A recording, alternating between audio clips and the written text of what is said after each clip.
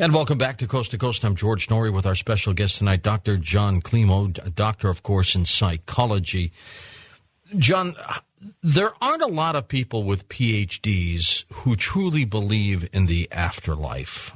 You do, of course. Dr. Pam Heath does.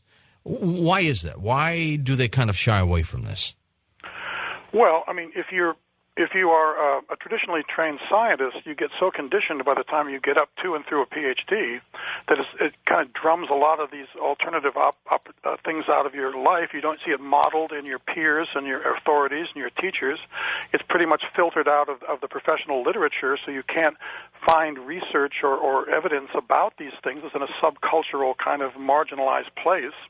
And there's very little research, or there's no support. There's no research support. There's no jobs. There's no research funding for the study that legitimizes such things as survival of physical death.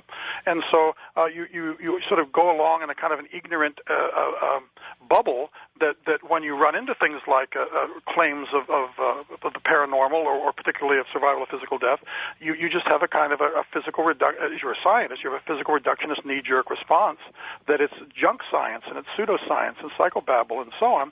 And it's very hard to get someone like that to even it's like working with a fundamentalist Christian who's going to keep quoting the Old Testament at you, like don't talk to demons and don't do that stuff, And the same way with scientists. There's the Church of Science and there's the Church of Religion. They both have their own kind of closed-mindedness and conditionedness, and maybe it's more to be pitied than censored, not to just fault-find about it, but it's the given situation that one has to work with. Someone in my position is working with.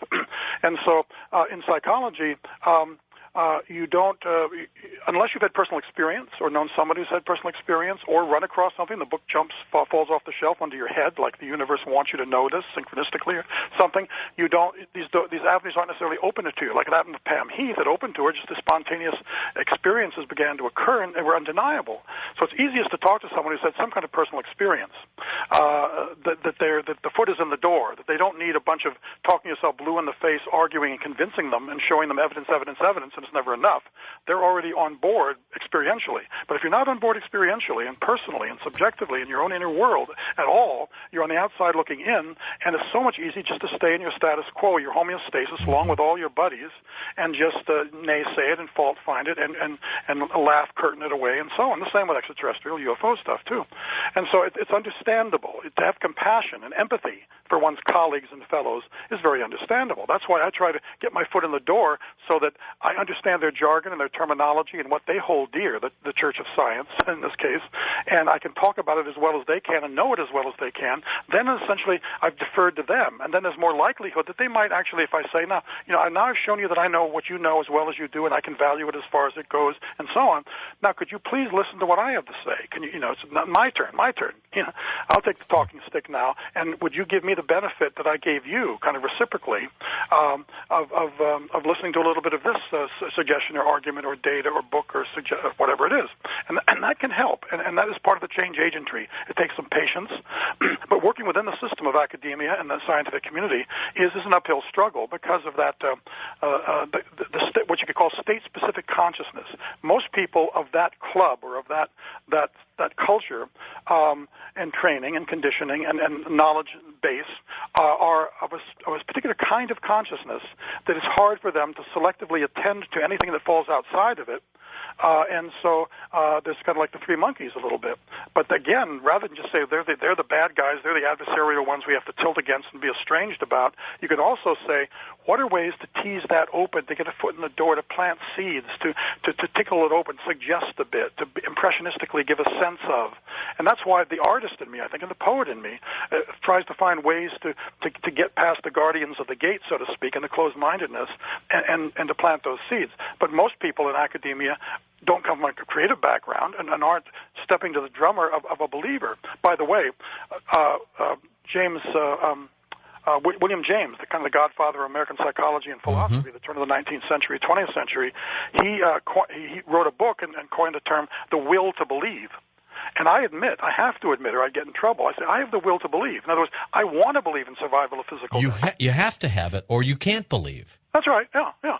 And so now the problem is with Western science, as soon as you say, I have the will to believe, or I'm open to this, you say, oh, you've lost all objectivity, all neutrality, you're buying into it, and it's very hard to do that. But I think that the future of our science is going to be more like the experimenter effect, that based upon where you're coming from, your infrastructures, your belief systems, your expectations, your intentions, that's going to affect the experiment. It's going to tune into maybe truths and facts and evidence that might not have been there if you weren't coming from that place.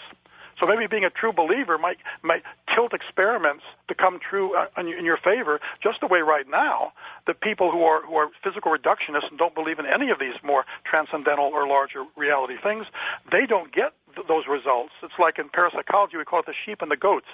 Sheep are like the true believers in a caricature, and they tend to maybe create their own reality or get the results of their experiments or their own personal experience jibing with their own inner beliefs or desires, where the goats or the naysayers, the skeptics, it's actually... Yeah, but skepticism's healthy, don't you think? Sure it is. Of course it is. But most, a good skeptic, like there was a guy, Marcello Truzzi, Truzzi, who's dead now, but he was one of the great skeptics of the 20th century because he was a true skeptic. He was open-minded but skeptical. Extreme claims require extreme evidence and so on, and fine. But so many people under the rubric of skeptics are not really skeptical in the sense of they're open to argument, they're open to data, they're open to contraindicating stuff because they're open-minded. They're basically closed-minded. And you're very, very hard to get to them. Now, what I do, I wish my loyal opposition or my skeptical friends and colleagues would do this. I go to bed at night, and I'm admitting this right now. I slip back into kind of an agnosticism. Oh, my God, what if I'm wrong? What if there is no, I'm scared of death. What if there's nothing after it? What if I could be wrong? What if all the stuff I've studied is a bunch of security blanket, escapism and fantasy proneness to give us security or tell ourselves stories? And what if there's really nothing, and I lie there in bed? And what other things? Maybe extraterrestrial stuff is just, imaginary playmates and so on. And I lie there, and I torture myself because maybe I'm wrong. Maybe those other explanation systems are just as true or even more true than mine. And in that humility, I lie there and stew in my own juices. And it's a bittersweet place to be. By the next morning, I bound up. Maybe I've spirits help in the dreams or something. But I come to in the morning and I'm ready to go again and fight the good fight. And I believe what I believed, in the middle of the last day. But most of the skeptics, as I would call them, are the traditionally trained scientists who are not open to the paranormal or the otherworldly and so on.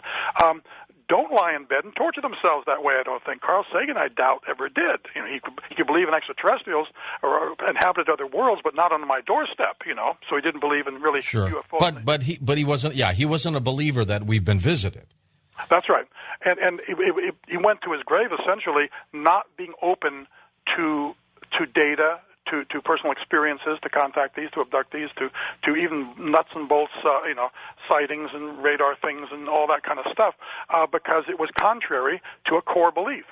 And but with like the afterlife, though, John, we devote many programs to the afterlife here on Coast to Coast. I mean, many programs, and still, and I'm a believer, okay? I'm a believer, but still, we don't have the hard evidence. We don't have the true facts. We have people who think they've seen their dearly departed.